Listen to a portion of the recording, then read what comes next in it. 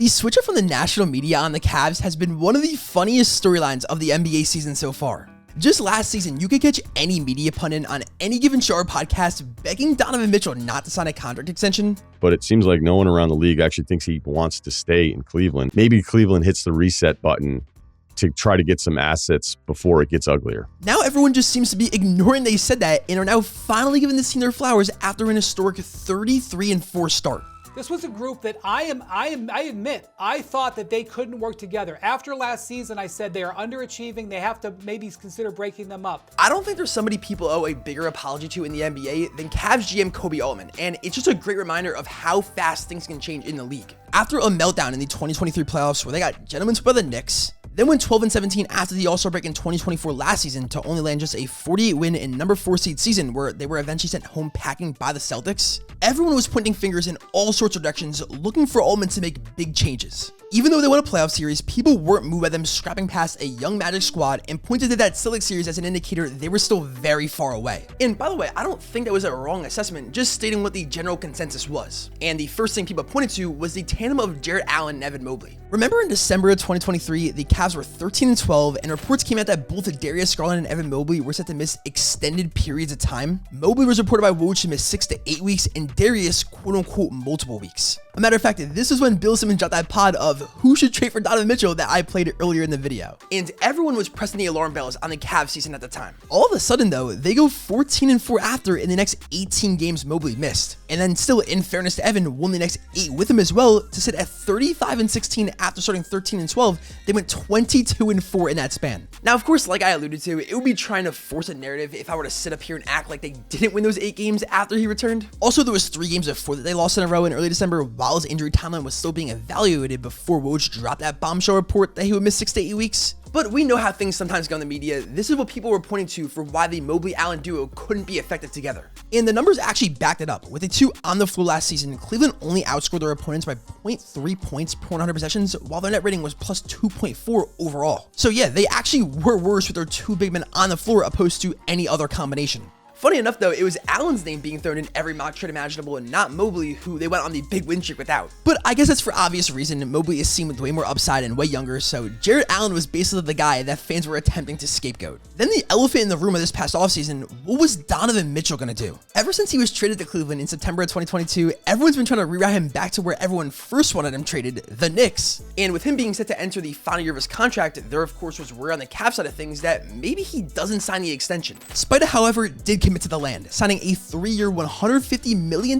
deal to stay in the maroon and gold. Where, when asked about re-signing, told reporters, "I can come in here now and breathe. This is my first media day in probably 3 years where I don't have people asking me, what does it take for me to stay somewhere? Don't understate how that becomes a lot, not just for myself, but my teammates, and to answer these questions because that's a real thing too." Then, just how there were conversations about if the 2 big fellas could exist, those same conversations existed about their star backcourt. If you look up, should the Cavs trade Darius Garland, you see boatloads of articles written from as late as mid-October, right before the season started, about rumors of DG's future with the team. So again, Kobe Altman not actually changing the roster at all was actually the exact move they needed to make, and you cannot understate how impressive it is that he didn't buy into that external pressure. Because as silly as it may sound, the pressure from the media and fans actually does often dictate how the front offices make decisions. I mean, look at Spider's first stop in Utah where he was willing to stay. But due to the combo of Jazz president Danny Ainge and media pundits and fans having a field day over Utah's shortcomings in the postseason, traded both Gobert and Spider despite both of them not wanting out. And now for the Cavs in 2025, it's been a bell-to-ass tour all season long. Hey! Where y'all going? Where y'all going? Under new lead man Kenny Atkinson, they got off to an historic 15-0 start, the second best start to a season in NBA history, only trailing the 2016 Warriors with their 24-0 start.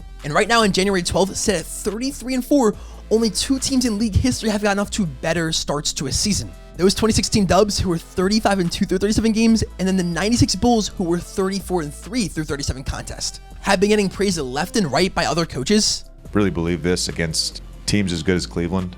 You have to play close to perfect basketball. And now everyone is on notice after their statement win last Wednesday night. To set the scene, the 30-5 Thunder were heading into town on a 15-game win streak. Two best teams in the NBA, two young rising teams facing off on national TV in a game the NBA has been hyping up the week prior across their digital platforms and on linear TV with their media rights partners. And they come out and put up 129 points on the best defense in the NBA. I know OKC didn't have Chet, but they had just given the belt to the other top two teams in the East, the Knicks twice and Celtics. And like all the Cavs players indicated post-game, this was a test they wouldn't have passed last year. Head coach Kenny Atkinson told reporters after the dub, the players said, "We don't win this game last year." Spida added, "It's very clear that we belong here." And this year, things feel so much more balanced in that Cleveland backcourt. If you actually take a look at the stats, Donovan is only averaging 22.9 points a game, down from over 27 last year. Meanwhile, DG is up from 18 to 21, and he's doing so awfully efficiently, shooting 50% from the field and over 43% from downtown. Where in their game Thursday night, second night of a back-to-back, after that exhilarating win versus OKC, hosting the Raptors with Spida sitting for rest purposes, Garland puts up a 40-piece. Garland works on Barnes.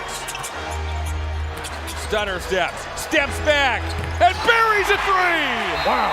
A haymaker by Darius Garland! This led vet and also Clutch Sports client Tristan Thompson to deliver a well-deserved hype-up public service announcement for a start point, saying, "The last 10 games, Jamal Murray, body bag. Golden State, body bag. The Lakers traded D'Lo so you couldn't give him the smoke.